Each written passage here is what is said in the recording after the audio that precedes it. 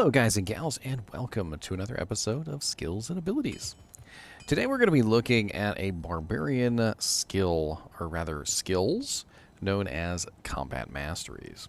Now I was thinking about doing an individual video for each one of these masteries, and I probably still will do a individual video for throwing mastery because it has been changed quite a bit. However, blade mastery, which used to be sword mastery, by the way. Blade mastery, axe mastery, mace mastery, polearm mastery, and spear mastery are all essentially the exact same ability. It just depends on what you specifically want to do. So all of these will be combined into this video, with the exception, as I said, of throwing mastery. So Blade Mastery has actually been changed, and if you guys are unaware of this, I will enlighten you. It used to be only swords, but now it also improves daggers as well. So if you go down the Blade Mastery line, you can use some pretty amazing daggers now, known as, like Flesh Ripper Fanged Knife, which is a pretty amazing dagger. Each one of these abilities is very specific to its sub-tree. So for instance, if you build a Blade Mastery character, you're going to have to use swords or daggers. If you use a Axe Mastery, it has to be a one-handed or two-handed axe. If you're going to use a Mace Mastery character, you're going to be using mauls, scepters, maces, and hammers are all under this category. Polearm Mastery and Spear Mastery are a little confusing, and it's important for you to know that they are separate. So when you are considering using a polearm or a spear, make sure you are paying attention to what kind of weapon it is, because a spear class weapon will not gain bonuses from Polearm Mastery, and a polearm weapon will not gain bonuses from Spear Mastery. It is very important that you remember this.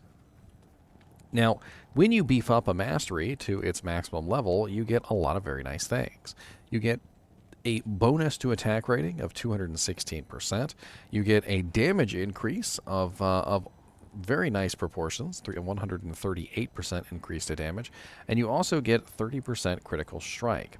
Now, every level that you beef this up, it does have sort of diminishing returns, and as you get to the point where you are close to the end of the skill, you will notice that points don't really do as much.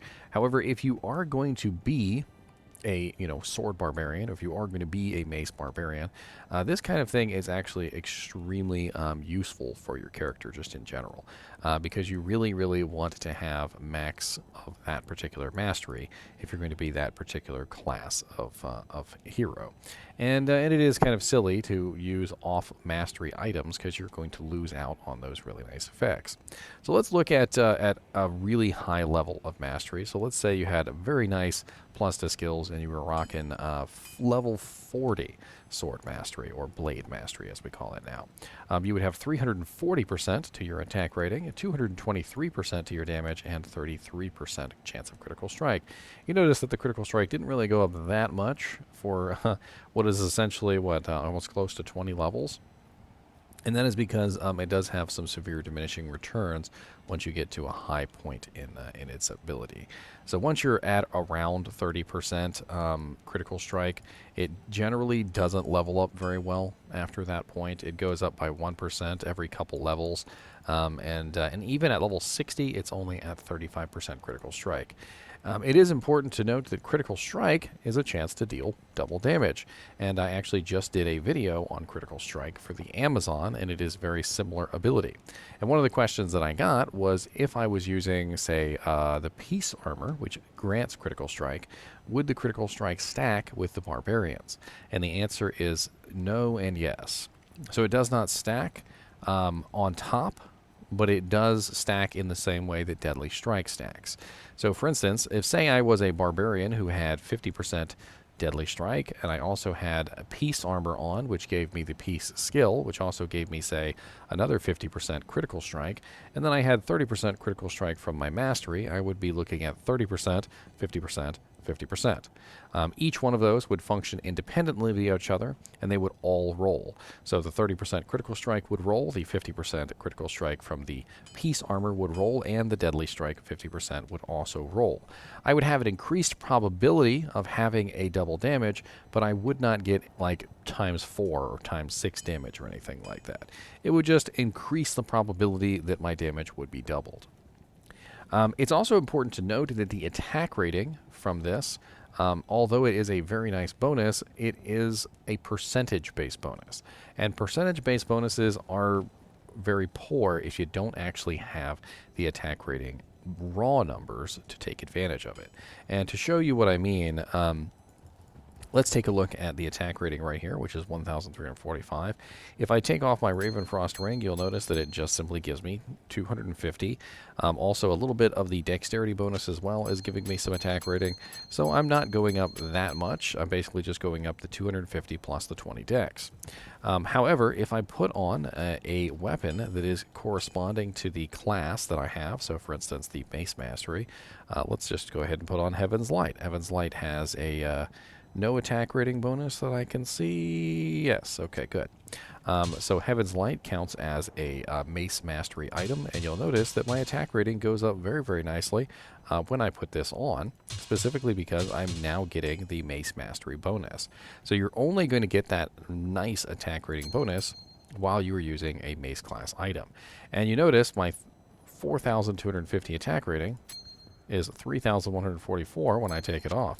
So I'm getting almost 1,100 attack rating from that 250 and the 20 dex. A very nice, massive bonus. Also, the attack rating from skills gets added into that as well. So when I'm utilizing Whirlwind, I get even more plus percentage attack rating, which is added into that, which means I go up to 5,998. And as you can see, the Ravenfrost has a huge effect on my attack rating on Whirlwind. I'm 4,437 without the Ravenfrost, and 5,998 with it. That is more than 1,000. That is almost 1,500 attack rating just for putting on one ring that has 250 attack rating on it. And this is important because if you are a character who is utilizing a large amount of plus percent attack rating, it is important to note that the plus percentage attack rating is going to be useless unless you have the raw numbers to multiply. So all in all, Mace Mastery, Axe Mastery, Blade Mastery, Polearm Mastery, and Spear Mastery are really just kind of choices. When you pick a Barbarian, you are going to choose what kind of Barbarian you would like to be. Do I want to be a Mace Barbarian? Do I want to be a Maul Barbarian? Do I want to be an Axe Barbarian? Do I want to be a Dagger Barb? Do I want to be a Polearm or a Spear Barb? This is kind of a choice that you will make as you level up your Barbarian. You're going to say, I want to be a Mace Barbarian, and you're going to put all your points into the Mace Mastery, and you are going to be able to dish out some pretty nice damage. Now, the damage that comes off of the Mace Mastery or the Sword Mastery or whatever is considered off-weapon ED, and off-weapon ED doesn't really work as well as on-weapon ED, but it is nice, and it does stack with other sources of off-weapon ED, like, for instance, Might Aura, Concentration, Fanaticism, Undead damage, so bonus damage to undead or bonus damage to demons also counts as off-weapon ED, and there are a lot of different sources for that. I actually have a calculation here. This is the calculation for calculating out your damage, and the off-weapon ED, or rather the bonus damage of 138%, would be added into the off-weapon ED here of the calculation. So let's say, for instance, let's get some theoretical numbers here, and I'll show you how this calculation works, and that it actually does. So we have a weapon here that is 208 on its top end, and we have to make sure that we don't count in non-physical damage sources of damage. So, for instance, Ravenfrost has cold damage on it, so let's take that off, and you notice that our damage goes from blue to white. White means that now we are only physical damage. All right, so let's calculate out this damage correctly. Let's assume, actually, you know what? Let's not assume we have an aura. Let's do just the bonus damage from Whirlwind and the bonus damage from the Mastery. So we have 208, and we have to multiply this. So according to the calculation, we are going to multiply out the damage. Now let me bring up my calculator. All right, so we have 208 damage on the top end for this weapon. So 208. We have 158% on Whirlwind, and we also have the 137 or 38% on Mace Mastery. So let's add those together real quick. 138 plus 158 equals 296. We're going to convert this into a fraction, so or rather a decimal place. So we're going to add 2 decimal places over, so we're going to go 2.96, 2.96, and then we're going to add 1 because for some reason they like to add 1 to these calculations. I don't really know why. It just has an extra 1 added to it, so 3.96 is our multiplier. And we're going to take the base of our weapon again. So we have 208. So 208 times 3.96. So 208 times 3.96, which gives us 823.68. And that is incorrect according to my calculations. Why is our damage off? Which means that the damage must be calculating before off weapon ED. So let's double check this. We also need to make sure we don't have any elemental damage sources on. A lot of the times I won't be paying attention, and I'll have like plus fire damage, plus lightning damage, plus min and max, which can also affect the calculations. And a lot of this is kind of complicated, especially when you're dealing with calculations like this that have multiple different factors. Oh, I know probably what it is. I forgot the strength modifier. All right, so we have 270 strength right now, which is a rather large number. So we need to add that in. So 270 is 270%. So 158 plus 270% for our strength, plus the 138% of the Mace Mastery.